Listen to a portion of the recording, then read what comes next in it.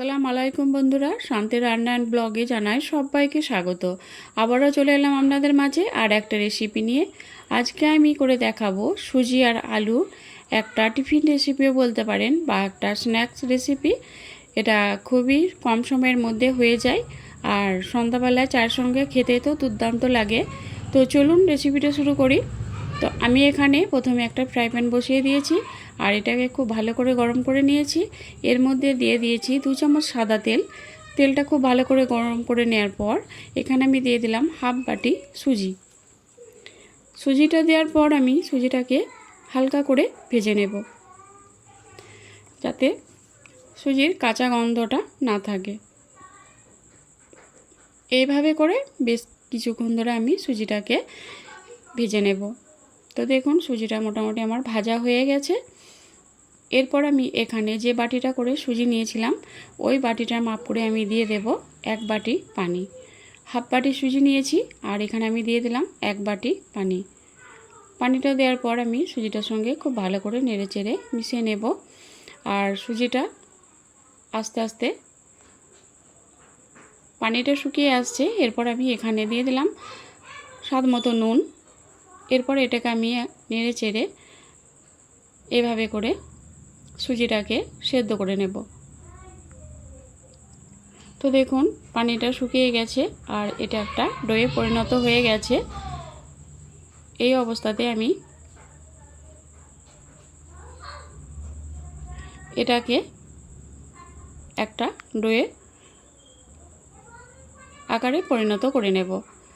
তো দেখুন এবার ফ্রাই প্যান থেকে এটা উঠে আসছে, তখনই বুঝে নেবেন এটা হয়ে গেছে। তো এরপর আমি এটাকে একটা প্লেটে উঠিয়ে নেব। তো এটা আমার হয়ে গেছে, এটা আমি একটা প্লেটে উঠিয়ে নেব। তো দেখুন এভাবে একটা ডো তৈরি করে নিয়েছি। এরপর এটাকে আমি একটা প্লেটে উঠিয়ে নিয়েছি। এটাকে আমি ঠান্ডা করে নেব। এদিকে আমি একটা আলু সেদ্ধ করে নিয়েছি। এখানে আমি 2টো আলু নিয়েছি। 2টো আলুটাকে পিস করে সেদ্ধ করে নিয়েছি আর এরকম একটা গ্রেটার নিয়েছি। এভাবে আলুটাকে আমি গ্রেট করে নিয়েছি। আপনারা চাইলে ম্যাশার দিয়েও ম্যাশ করে নিতে পারেন। এরপর আমি এখানে দিয়ে দেব কিছু মশলা। দিয়ে দিলাম চিলি ফ্লেক্স 1 চামচ, আপনারা ঝালটা পছন্দ মতো দেবেন। দিয়ে দিলাম জিরে গুঁড়ো 1 চামচ আর দিয়ে দিলাম ম্যাগি মশলা হাফ চামচ। আর এখানে আমি গরম মশলার গুঁড়ো দিলাম হাফ চামচের একটু কম। দিয়ে দেব স্বাদ মতো নুন। এখানে আমি আর কিছু মশলা দেব না। এরপর সবগুলো উপকরণ হাত দিয়ে এভাবে মেখে নেব। এইভাবে খুব ভালো করে এটাকে মেখে নিতে হবে।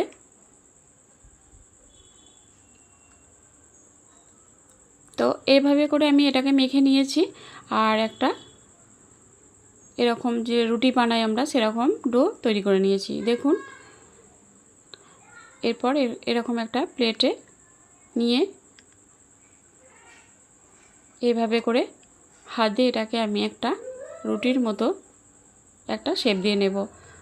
তো বন্ধুরা হাতে যদি লেগে যায় এটা, তাহলে একটু তেল লাগিয়ে নিতে পারেন হাতের মধ্যে। তো এইভাবে করে আমি একটা রুটির মতো করে এটাকে শেপ দিয়ে নেব। তো দেখুন এরকম রুটির মতো করে একটা শেপ দিয়ে নিয়েছি। এরপর আমি এর উপরে ছড়িয়ে দিলাম অল্প একটু সাদা তিল।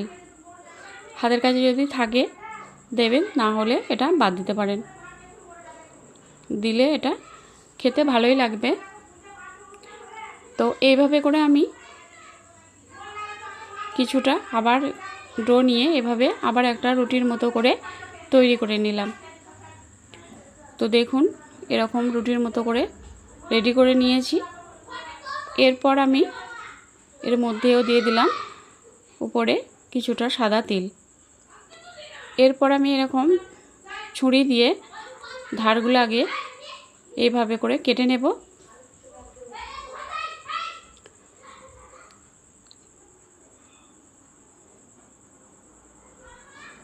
এইভাবে করে ধারগুলো কেটে নিয়ে একটা চৌকো আকারে শেপ দিয়ে নেব।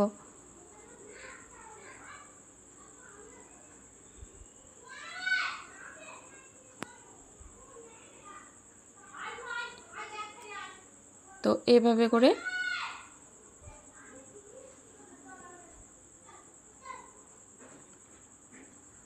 ধারটাকে আগে এইভাবে কেটে নিয়েছি, তারপর এইভাবে চৌকো আকারে শেপ দিয়ে এইভাবে করে কেটে নিলাম।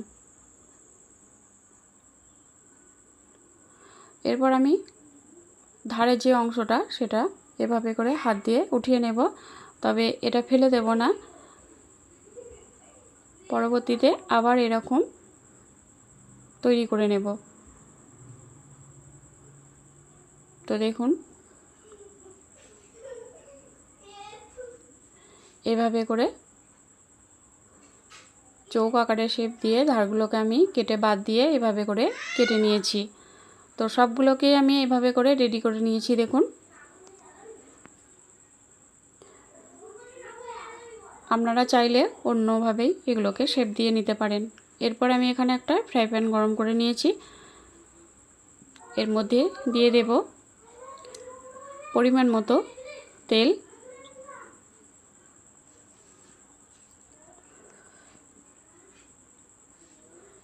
তেলটাকে খুব ভালো করে গরম করে নেব।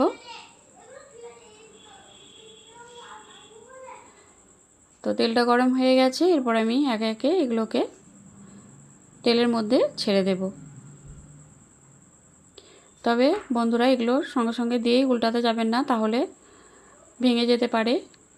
তেলের মধ্যে এগুলো প্রথমে দিলে এগুলো প্রথমে নরম হয়ে যাবে, তারপর আস্তে আস্তে এগুলোকে একটু লাল হলে উল্টে নেবে। তো দেখুন আমি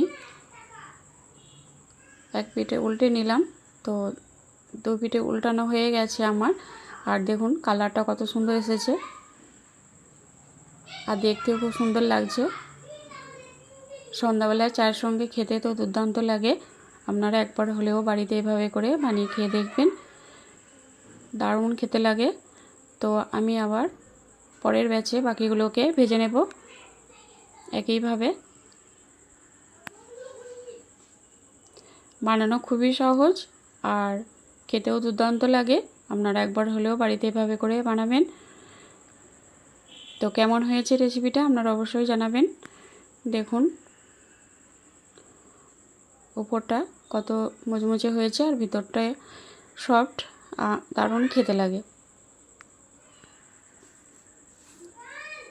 তো দেখুন আমি একটা ভেঙে দেখাচ্ছি, এই দেখুন কতটা মুচমুচে হয়েছে, এই দেখুন, আর ভিতরটা সফট। তো বন্ধুরা আজ এই পর্যন্তই, দেখা হবে পরের ভিডিওতে।